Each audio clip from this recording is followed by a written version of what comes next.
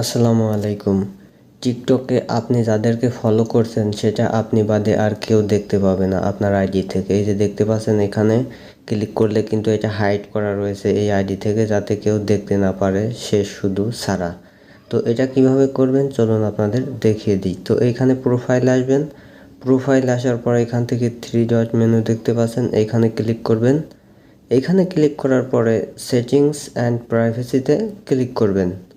এইখানে ক্লিক করার পরে এই যে এখানে দেখতে পাচ্ছেন যে প্রাইভেসি, এই প্রাইভেসিতে আপনাকে ক্লিক করতে হবে।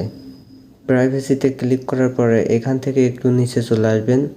Following list, following list everyone, মানে যে কেউ এটা দেখতে পাবে। তো এটা অফ করার জন্য অনলি ইউ, শুধু আপনার জন্য, এটার উপরে আপনি একবার ক্লিক করবেন। এটাতে ক্লিক করলে এখান থেকে আপনি যাদেরকে ফলো দিয়ে রাখছেন এটা আর কেউ দেখতে পাবে না, শুধু আপনি ছাড়া।